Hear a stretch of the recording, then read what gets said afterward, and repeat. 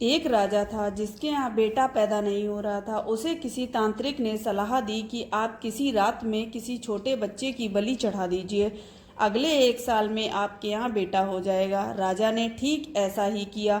अगले ही दिन नगर में ऐलान करवा दिया कि जिस घर से बच्चा दिया जाएगा उस घर को ढेर सारा धन दिया जाएगा।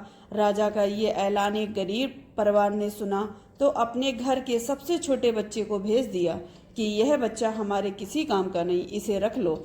अब बलि चढ़ाने की पूरी तैयारी हो गई। राजा ने बच्चे से पूछा कि तुम्हारी कोई आखिरी इच्छा हो तो बताओ। बच्चा बोला, मुझे थोड़ी सी गीली मिट्टी ला दो। मिट्टी लाई गई। उस बच्चे ने उस मिट्टी के 4 मकान बनाए। उसके बाद एक एक करके लात मार के 3 मकान गिरा दिए और एक को रहने दिया और उसके सामने हाथ जोड़कर प्रार्थना करने लगा और राजा को बोला, अब मेरी बलि चढ़ा दो। ये देखकर राजा को बड़ा अजीब लगा।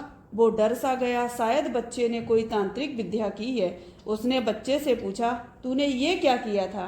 तो बच्चा बोला, पहला मकान गिराया था जो मेरे माँ बाप का था, जिन्होंने सिर्फ मुझे चंद पैसों के लिए बेच दिया। दूसरा मकान मैंने रिश्तेदारों का गिराया था, उन्होंने भी मेरे माँ बाप को ऐसा करने से नहीं रोका। और तीसरा मकान राजा जी आपका था।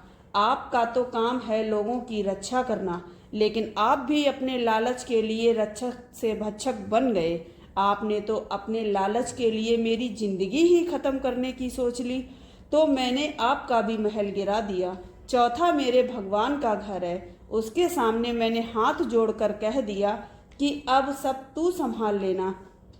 राजा ने बच्चे की बात सुनी तो आंखों से आंसू आ गए और गहराई से सोचा कि हंसती खेलती जिंदगी को ख़त्म करके मुझे बेटा मिल भी गया तो मेरे किस काम का।